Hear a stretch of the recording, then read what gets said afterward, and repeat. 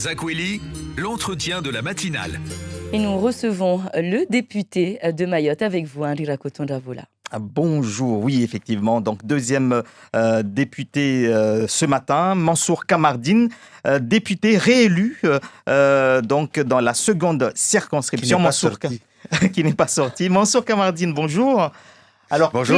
clairement, dans votre circonscription, on a voté pour l'expérience, votre expérience. Il n'y a pas eu de vote sanction qu'on avait l'habitude. Donc, les sortants qui étaient souvent très suivis et puis balayés, comme on l'entendait dire. Vous n'avez pas subi cela. Expliquez-nous, selon vous, pourquoi est-ce que vous avez eu quasiment un plébiscite également dans cette seconde circonscription, presque à 60%?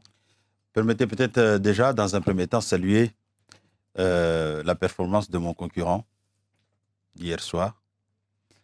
Remercier toutes ces équipes qui m'ont accompagné dès le départ, qui ont cru en moi et qui ont voulu effectivement saluer tout ce qui a été fait ces 5 dernières années. Premier rang desquels je vais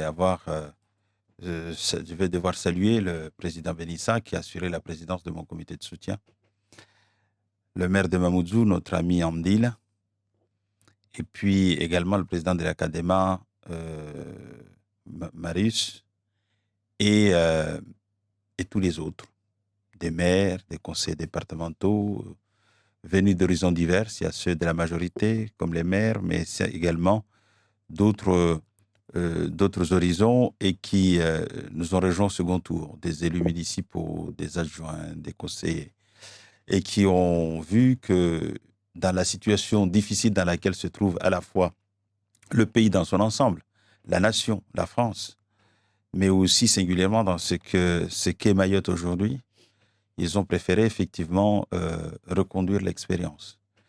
À travers cette expérience, c'est aussi la reconnaissance du travail accompli pendant ces 5 ans.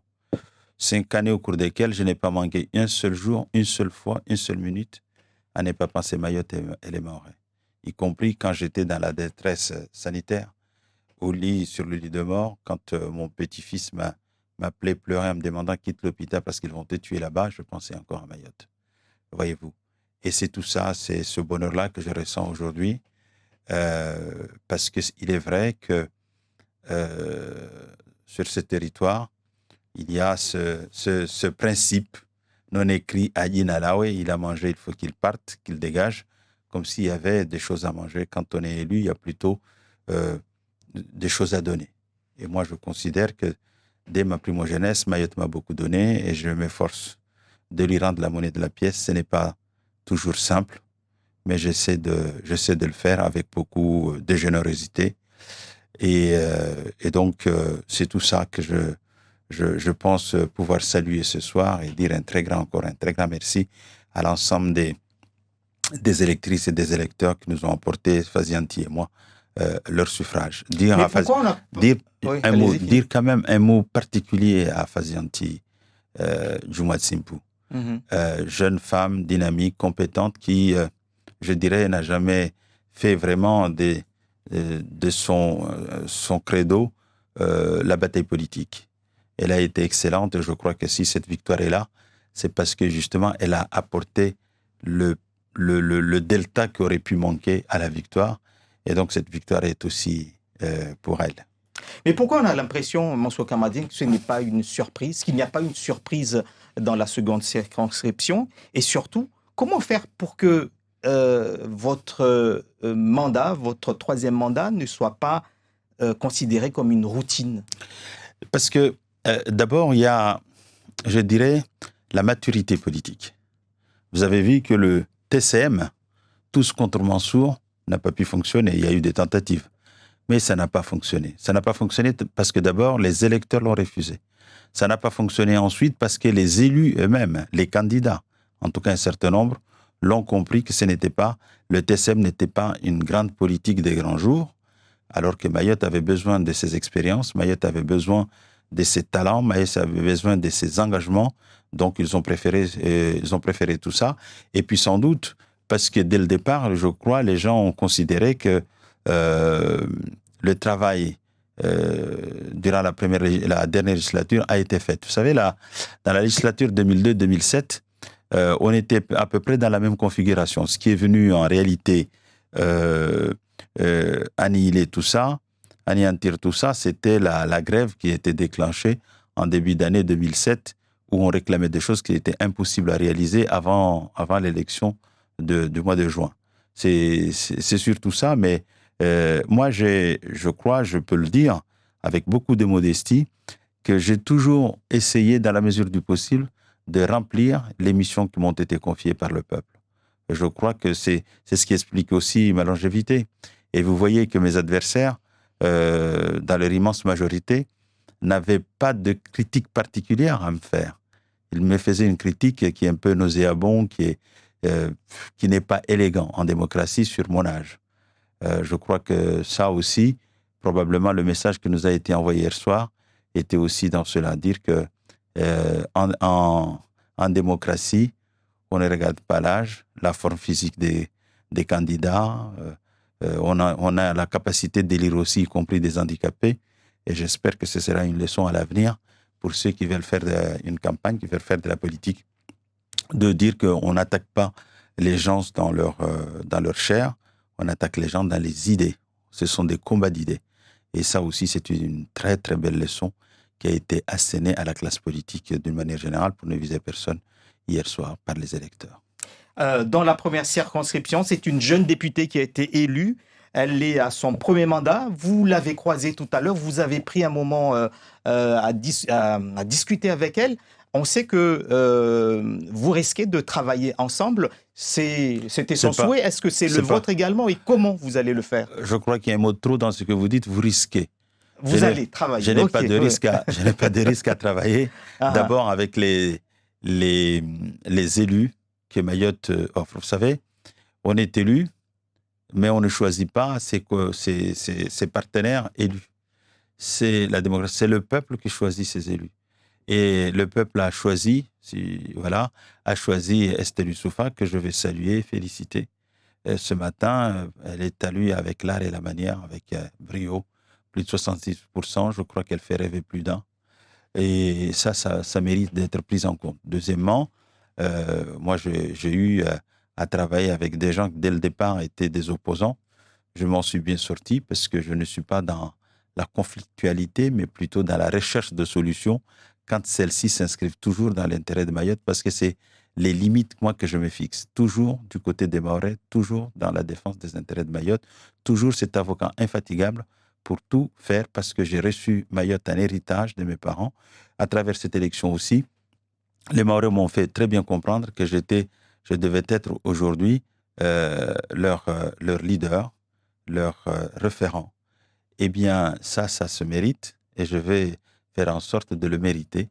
Voyez-vous, donc ce sera avec un très grand plaisir que je travaillerai avec Estelle Youssoufa, avec qui nous avons échangé, notamment sur les perspectives de travail, sur la loi, la loi de programmation, ainsi de suite, parce qu'il faut absolument que nous obtenions du gouvernement la réécriture du projet. Moi, j'ai fait des propositions qui sont sur la table, que je vais faire également trancher par le conseil départemental, peut-être aussi par les maires, si elles le souhaitent, les assemblées qu'elles souhaiteront, et comme ça, nous aurons une offre de propositions politiques que nous amènerons au gouvernement, et comme ça, on évitera les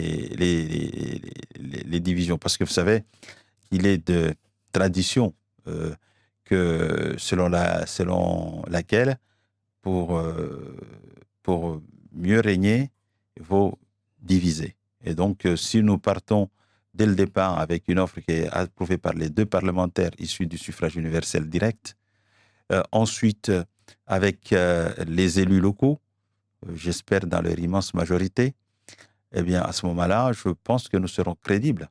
Parce que souvent, c'est ce que nous demandent les Mahorais, parler d'une seule voix, parler d'une même voix.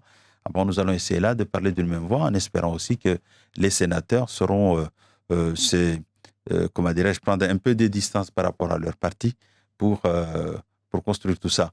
J'ajouterai un mot, je vous avais dit ici, qu'on nous a, pendant très longtemps, pendant toute cette campagne, au-delà de l'âge, on nous parlait du fait que j'irais dans l'opposition. Je crois que ce matin, il y en a beaucoup qui sont se sont réveillés avec une gueule de bois puisqu'il n'y a pas de majorité. Il y a certes des majorités relatives, mais il n'y a pas de majorité. Et donc, il faudra que nous composions les uns les autres et que chacun fasse un pas vers l'autre. Voilà. Justement, Donc, qu'est-ce qui vous inspire cette situation? La majorité est très relative, le gouvernement n'est pas assuré de faire passer les textes nationaux lors de ces 5 prochaines années sans beaucoup de concessions, ce qui risque de bloquer la machine, comme on le dit. je ne pense pas qu'il y aura des blocages, mais la démocratie, c'est aussi des concessions mutuelles et réciproques à faire quand les enjeux sont là. Et donc, moi, je ne verrai pas de blocage. Une meilleure façon de prendre en compte les desiderata des populations. Parce que cette gestion verticale que nous avons connue les 5 dernières années, oui, a fait beaucoup de tort à la démocratie et au pays. Je pense qu'il faut, il faut réorienter tout ça. Et moi, j'ai cette conviction chevillée au corps que dans une majorité très large, les députés ne servent quasiment à rien, si ce n'est des beignets oui-oui à voter simplement, lever la main pour ou contre. Dans une majorité étriquée, là, un député peut avoir 10 mégatonnes dans ses bras parce que quand il parle, il est écouté. Et je pense que par l'expérience que nous avons, nous saurons mieux être écoutés que s'il y avait une majorité très large. Et donc, oui, je pense qu'on pourra s'investir avec beaucoup de bonheur à la construction du pays, d'une manière générale, et à faire valoir les intérêts de Mayotte. Et encore une fois, nous sommes le territoire où la pauvreté est prégnante, partout. Beaucoup de populations n'ont pas d'eau, beaucoup de populations n'ont pas accès à l'électricité, beaucoup de populations, les populations dans leur ensemble ont peur de sortir la nuit, il n'y a plus de vie sociale nocturne, tout le monde est agressé, y compris en plein jour, les magistrats, les fonctionnaires, les élus, les populations anonymes. Donc c'est tout ça, l'immigration clandestine qu'on a partout. C'est sur tous ces sujets-là que il faudra que nous travaillons d'arrache-pied. Nous avons des propositions concrètes à mettre sur la table et qui, j'espère, d'abord feront l'unité et l'unanimité localement avant de pouvoir les convaincre comment le gouvernement. Alors, certains élus, LR et UDI, laissent entendre qu'ils pourraient rejoindre la majorité. Un conseiller de l'exécutif explique dans le journal Le Monde qu'Emmanuel Macron n'a désormais plus qu'une option, dissoudre l'Assemblée nationale dans un an. Le maire LR de Meaux, Jean-François Copé, a appelé dimanche à un pacte de gouvernement avec Emmanuel Macron. Il estime que ça appartient à la droite de sauver le pays. Mais Christian Jacob, lui, le président donc, de votre parti, a assuré qu'il resterait dans l'opposition comme vous. Et Éric Ciotti a laissé entendre qu'il ne serait pas la roue de secours d'un macronisme en déroute. Tout cela, c'est écrit dans le journal Le Monde d'hier soir. Qu'est-ce que ça vous inspire clairement? Il y a des interrogations quand même sur la suite. Alors, le président Macron pourra toujours dissoudre 10 fois l'Assemblée. Je crois qu'aujourd'hui, il y a un divorce tel qu'il n'y a pas de difficulté. Voilà. La deuxième chose, c'est que vous dites, il n'y aura pas de majorité politique. Mais il peut toujours avoir une majorité de projets. Et moi, je m'inscris dans ces majorités de projets. C'est pour cela que je dis, je ne suis pas un député du gouvernement, je ne serai pas contre le gouvernement, je serai toujours du côté des Mahorais. Imaginons un gouvernement qui dépose un texte qui va dans le sens des intérêts de Mayotte. Vous ne voyez pas le député Mansour Kamardine voter contre ce projet. Et imaginez un texte qui va contre les intérêts dont j'ai la charge désormais à défendre à l'Assemblée. Vous n'imaginez pas que je soutienne ce projet, y compris si c'était mes amis qui étaient en responsabilité, voyez-vous. Et donc, moi, je m'inscris dans une espèce de majorité de projets en fonction des projets qui sont présentés. Je pense que nous avons LR des gens dotés d'une intelligence rare, pas forcément dans le sens de ce que dit M. Copé, en qui j'ai beaucoup d'estime, mais plutôt dans l'esprit de ce que dit, par exemple, Christian Jacob. Une démocratie n'est belle que lorsqu'elle est composée, elle est constituée d'une majorité et d'une opposition, une majorité qui agit et une opposition qui informe l'opinion des actions de la majorité pour construire, justement, pour mieux formuler la loi. Merci Mansour Kamardine. Et nous vous donnons tout de suite la parole, Ali Shamsuddin, en 2 minutes. Nous revenons sur l'édito politique, le plébiscite de Madame Estelle Youssoufa dans la première circonscription. Est-ce qu'a mis son adversaire hors de lui, Ali Shamsuddin? Vous ne m'avez pas élu, eh bien, tant pis pour vous. Voilà, en somme, ce qui a été dit. Monsieur Narayana a eu la défaite mauvaise. Il a parlé de la victoire du racisme, des mensonges et de la xénophobie. Les électeurs majoritaires qui ont voté pour son adversaire apprécieront. Il faut dire que l'homme d'affaires s'était jeté dans cette campagne sans retenue. Il a affirmé qu'il allait faire don de son expertise à Mayotte, lui le spécialiste. Il a ensuite affirmé, en fin de soirée, que l'on ne lui reprendrait plus. Mayotte pour les Mahorais et par les Mahorais, a répondu la vainqueur Estelle Youssoufa dans la foulée des réactions. La politique est une science ingrate et difficile.